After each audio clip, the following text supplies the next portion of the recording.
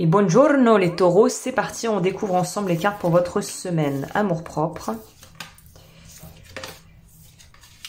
Bien, vous vous libérez des fantômes du passé, très littéralement.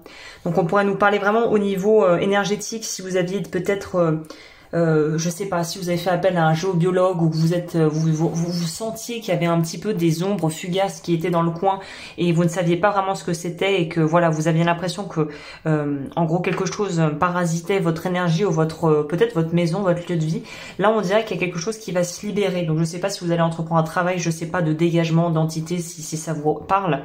On vous recommanderait d'ailleurs d'en faire si vous vous sentez un peu parasité, vous savez pas par quoi, mais énergétiquement, il y a quelque chose qui va pas. Je propose évidemment des des nettoyages énergétiques et des détections sur mon site si vous voulez les voir, parce qu'on nous dit qu'il y a quelque chose comme...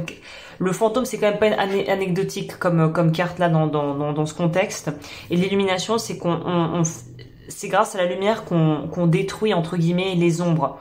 Donc pour moi, c'est pouvoir être au clair avec vous-même. Voilà, c'est être au clair avec soi-même ici. On va voir ce que le tarot nous rajoute ici. Vous êtes cette semaine, c'est une semaine pour vous mettre vraiment au clair avec vous-même. Être vraiment... il y a une autre expression, c'est quoi? C'est...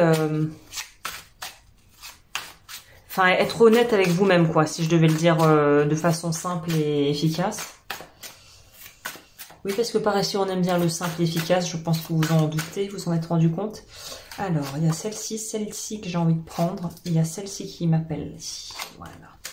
Et celle-là. Wow.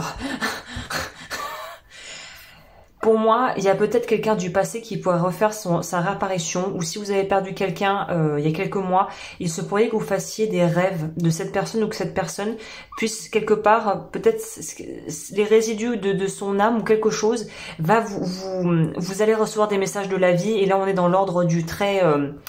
presque surnaturel, vous voyez. Donc ne flippez pas, vous n'allez pas avoir des fantômes qui vont apparaître, vous réveiller la nuit comme dans un film d'horreur.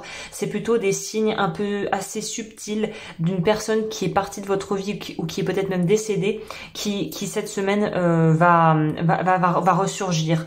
En tout cas, quelque chose de votre passé qu'il semblerait que vous ayez perdu ou perdu de vue va revenir sur le devant de la scène. Ah, c'est étrange comme énergie, mais c'est ça pour moi, c'est... Le fantôme plus le jugement, c'est vraiment, on pourrait nous parler vraiment d'âmes de défunts qui pourraient vouloir vous transmettre des messages à travers la vie de façon plus ou moins évidente.